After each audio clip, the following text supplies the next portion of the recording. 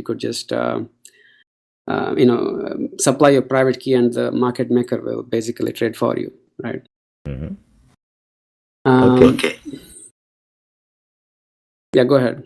No, I'm listening. I'm on your site. And, well, I understand that somebody was talking for you, but they said that you had the client, but I open it and it says send coins to this address to trade. But I think you've explained why it says that. Yeah, so it's a multisig address. So we have one key and the user has one key. The user's key is stored in the browser, and it's never sent across. The funds are in that shared account, and to move any coins from that account, both parties have to sign. When a user places a trade, we sign, the client signs with the user's key, sends the transaction across, and we sign with our key, and that's how we can lock that margin. So we basically move it to another address that the user doesn't have control over. And once the trade is settled, the coins can move back. So when the coins are in the multisig account, only the user has basically all the control of it. So you can add coins to it, you can send coins to it, do whatever you want, and pretty much it works because you have your private key. No one can basically access it without your key.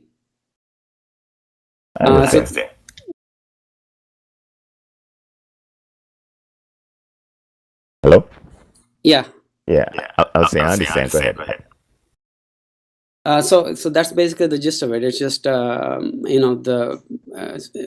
only thing we've added, and this is something that many people have done before in various ways.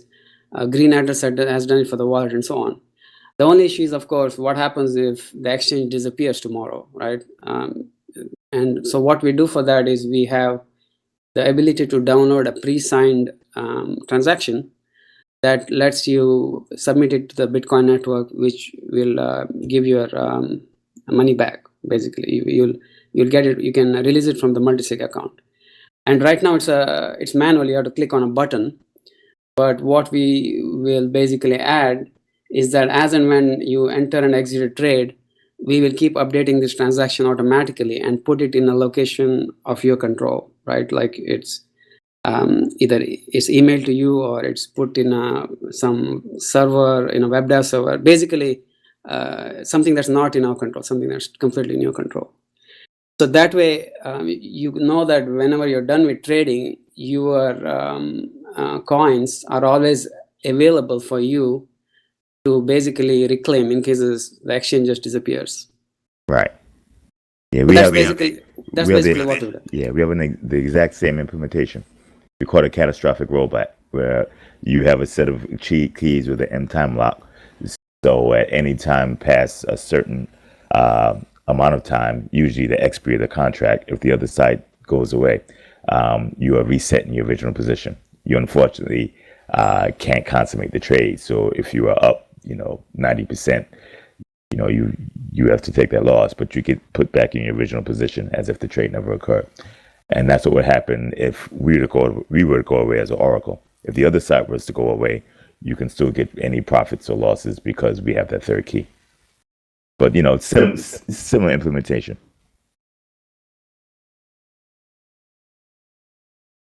So what is the difference? Because Coinpit, you say you're just doing Bitcoin. Reggie, you're doing 40,000 symbols. I mean, Bitcoin is programmable. So we are using smart contracts. We're doing more than just MFN. We're doing a complete smart contract. So it's a derivative. It's a swap. And in the swap, you can take the Bitcoin and you can tell it to fluctuate with the price of anything you want. So you put a data feed in of Facebook stock, of gold bullion, of the S&P 500, of IBM, of Treasury 30-year bonds, etc. Yeah, the screenshot off your user interface, that looks nice. Is it going to be something similar to that on the website? Is it? Well, the web page, is going to be an improvement. Hopefully, this was version 1.0 when we started this. I started this in 2013. The tools weren't available then that are available now. So I'm glad you like that. But, it will be improved.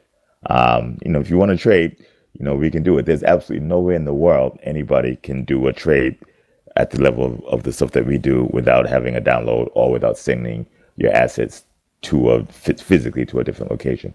The technology is just not available. So we're building it. When you talk to people about this, what are they, how are they responding? It all depends on who I'm talking to. There's a lot of disbelief. A lot of people can't come to the realization that you can do it. Those entities that do understand you can do it don't like it. And those are banks and brokers. So it really depends upon the community. I'm schmoozing with hedge funds now because I want those to be the first real users. And I have a couple of hedge funds doing some test trades now with small amounts. Yeah, I was actually going to good. do a public. I was going to do a public trade at the Tribeca Film Festival, the Imagination Day, but unfortunately they sold out and there's not enough room there. So we're going to have to do it at a later time. Sounds good. And what makes it amazing is you have these hedge funds trading without a prime broker. That's basically the hedge funds broker. Like you would use Charles Schwab, hedge funds use Goldman, Morgan, JP Morgan. Yeah, it's like all of a sudden, it's like you've just completely removed a whole industry, really, haven't you? Yeah, well, there's still, things. There's Bitcoin volatility, which a lot of funds don't want to be exposed to. So there are ways to hedge that out, or we can tokenize the transaction and take all Bitcoin volatility out of it. But once you tokenize the transaction, you induce the trust factor. You have to trust somebody to hold whatever the tokens represent. What do you think about, because like if I want to buy, and actually own, some shares of a company, it's obviously like really difficult and awkward now. Whereas in Bitcoin land, I should just be able to like send my Bitcoin to an exchange of some kind, buy some colored coins or something that represents, the shares of a company, provably, and then I should be able to take them and move them around and do whatever I want, What are your thoughts on that? Well, I'm against that. Number one, when you send your Bitcoin to somebody, that's risk number one. You've already Yeah. relinquished control. I take my money and I send it to you. There's somebody here complaining about that you took $1,600 from them. I don't want to have the conversation. I don't care what they're alleging. But one point is, if you send your money to somebody, you did it. Okay, you relinquish control of it and possession. Our system you always have control and possession of your assets and your keys all the time. There's no sending anywhere to anybody for anything. Number two, even if you do trust the entity and can trust them, which is impossible, but let's suppose you do trust them. We'll have the conversation whether you can trust them a little later. But suppose you do trust them, you send your coins to them. Once they tokenize it, you've introduced another layer of needed trust, because you have to trust the custodian that's holding whatever assets that tokens represent. You have to trust the connection between the token and the assets, and you have to trust the entity that you sent the coin to begin with.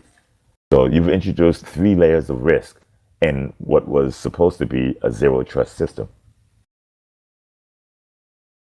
Yeah, so do you think it's possible to, maintain your control over it in this kind of multi-sig whatever way, and actually own assets of companies, via some kind of colored coins system or something like that?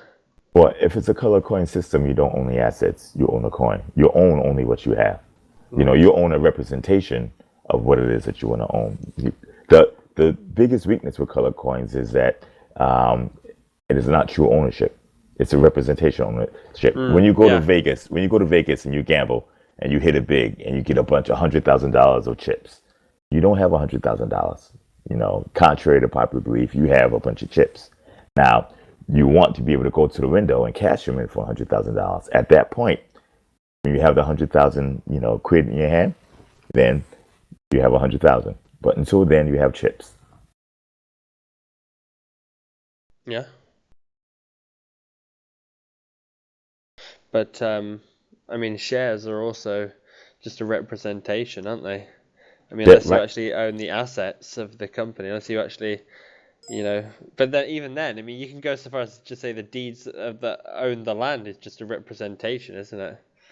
That is true, which is why you have so much conflict and fighting in court over land title.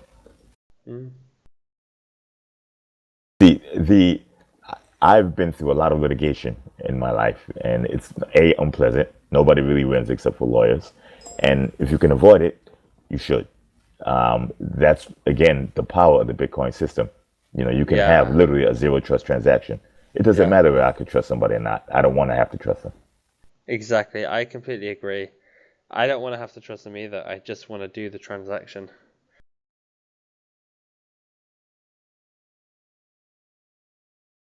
So I guess So, how far away from launch are you? um, well, it's hard when you say launch. It's hard to answer that question. So, we've had the prototype and the Java client. It's been running for since December 2013 in various stages of alpha and beta. I just took it off a few days ago. But anybody who wants to try it out and trade, User was moved to contact your me and channel. give you a client. You can, test it out. You can trade directly with me. The HTML client, I'd like to say by the end of the month. But anybody who's been in the software development, um, how much credibility that owes. But that's the goal. We went through the hard part now, so we actually have the web page with reliable wallet bounce, and you can send coins back and forth from the page. So the rest of this is just building our proprietary code into it, which is already done. And we're gonna perfect the interface. So I'd like to say 2 weeks, but 2 weeks in developer language. Yeah, okay. Well, yeah, shoot us over, the beta access on the web thing ASAP, so we can get it shared out, tested, and give you some decent feedback. And we've said the same, we'll do the same for Coinpit as well, give them some feedback because Coinpit's user interface was crap. Yours looks good, but yeah, let's just see how it delivers on the goods when it's up, huh? Okay, well, it will be at least it would be at least as good as the Java client, and I'm glad you like the Java client. But the Java client was basic. Java client was more of a proof of concept. Realize that when I developed that client, I was told by all the professionals that you can't do smart contracts in Bitcoin. This is still only 100% Bitcoin. This is the most advanced smart contracts that were written. Now, there are other advanced smart contracts that are being written by, those who use Ethereum network, etc. But we were by far first. We have the first three patent applications in the world with the capital markets application of Bitcoin. We were early. Now, a lot of people were knocking the website early on, but when you're a startup and when the big money powers of the world are not funding you like they're funding your competitors, you have to be very careful where you put your money. And fancy website is not one of the places. So, we did, heavy on patent applications, heavy on R&D, heavy on getting a prototype out, heavy on the financial engineering. We are one of the few, probably we were the only startup pre 2015 that had a financial engineering staff. Basically, everybody was software developers and engineers. Now you have, you know, uh, the Blythe Master startup, Digital Asset Holdings, and Art Receive, etc. And they have some finance guys on, but I still believe they're going in the wrong direction. They're going to get the first and early revenue because the banks are going to pay them. They're getting consulting revenue now, but as time goes on, the peer-to-peer economy will take off. I think the problem that I had before when I was looking at that original document, I remember what it was. It was talking about something to do with like exchanging tokens for like consulting services or something. Right. We had a coin offering just like everybody else, Factum and Ethereum and everybody else. Yeah. So is there something wrong with that compared to Factum and Ethereum? Or No, I just don't know what does it mean? So that was what you were doing, was it? no, it was a way to, if you wanted what we did was complex and still is complex. Yeah. So you can buy the tokens. They're color coins, okay? Yeah. And you could trade the tokens in for whatever you wanted to. Advice, consulting, having us help you build a bot or customize a reference client or whatever it is you want to do. Very So similar what? to Ethereum. Yeah. So what? So are those coins needed to trade on the trustless? No, this is all pure Bitcoins. All you need is Bitcoin. Not even a full Bitcoin. Okay. You can So trade with a few Satoshis. what are those color coins doing now then? They're doing hopefully what the people anticipate they do. They or think of it as prepaid customer service for Microsoft. Oh, okay, I get it. Okay, Yeah, yeah, okay. Well, so yeah, so basically, you just that's a cool thing to do. I mean, that's hard to do that. Like, how do people even manage their color coins? Is there a wallet for them, or? yeah. It's a while going through Coin Prism. Oh, really? So that's what Coin Prism is doing, is it? Well, that's what we used as a platform because the guy knew what he was doing that built it. Yeah. Uh, What about that? What about Mastercoin? Is anybody still using that? They were raving about that for a while. we weren't big believers in it, but Mm, that's our opinion. I don't want to mm. downplay anybody else. Yeah, yeah. What Uh, about what was the other one as well? Counterparty was going for some time. I liked yeah, that. I liked that because you could like issue like dividends and stuff like that. yeah. Counterparty is now they're now a commercial entity, and they are doing the same thing that Digital Asset Holdings is. Basically, they just announced a trial with the state of Delaware to put incorporation data on the blockchain. Oh wow. I mean that's cool, but it seems like there's just loads of like competing people trying to do the same thing. Like, isn't it like just making it even more of a mess? Because like everybody's got all their data locked up on like really hard to like manage and access blockchains, that are like just fucking hashes of databases elsewhere. And like everyone's running like a different database, a different blockchain everywhere. I mean, it feels like that's what's happening. That is basically what's happening. Everybody's going the private blockchain route, which is why we are strong believers on the Bitcoin public blockchain. Yeah, We're the yeah, only ones that run straight on top of Bitcoin that private with block nothing proprietary.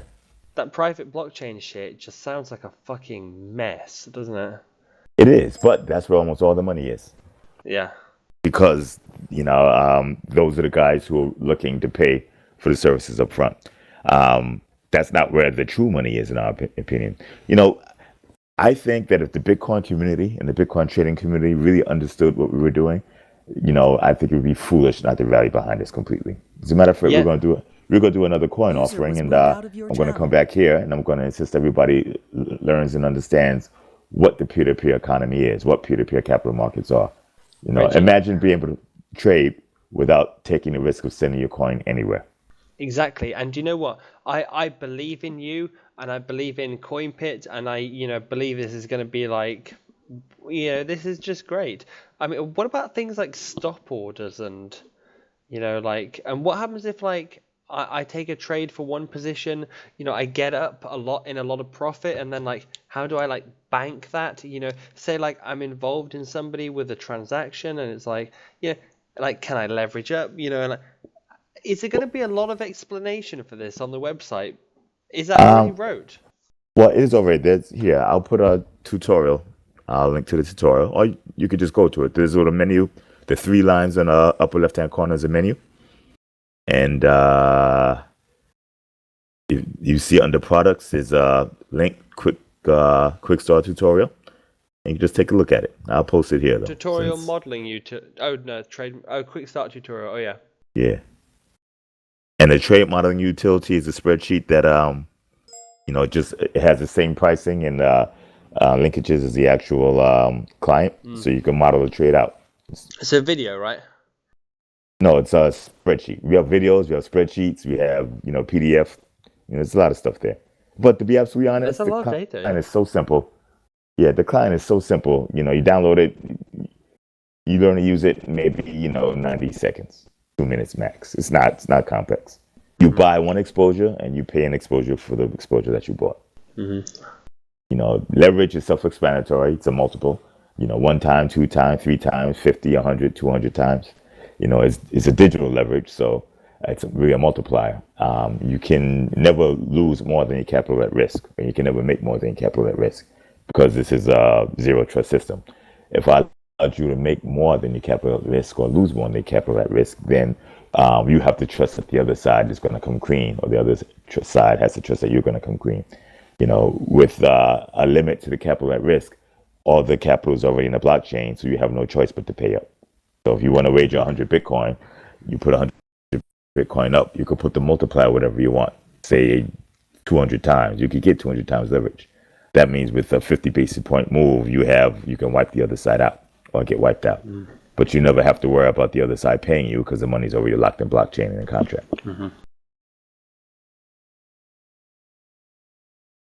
As a matter of fact, I have a very interesting video and research packet for guys who actually want to learn more about what's going on. I would call it pathogenic finance, and it breaks down. What's the it link breaks for down. it then? Say it again. What's the link for the video then? Yeah, I'm gonna find it and post it right now.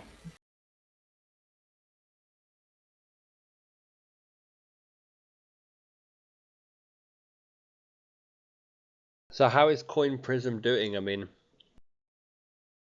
I have absolutely no idea. I know the guy Fabian is probably in high demand because he seems to be the preeminent color coin guy. So, what are the Wall Street finance guys think of colored coins? well, that's how they're going to use. That's how most of them are going to do a lot of what they're trying to do. The ones that won't go the color coin route, or actually taking the actual tokens that have them contain the value, very much like what we were doing. 1 second, let me just type this in. A good example of that would be what Patrick Byrne is doing with T0. His platform interfaces, he actually bought a brokerage, and his platform interfaces, his equities and bonds that are traded on the platform are the actual bonds. So the tokens are the actual bonds legally. And he got approval from the SEC as well. But he does have cooperation from Wall Street because, you know, Wall Street's an old boys club. He's not one of those boys. Yeah. That's good.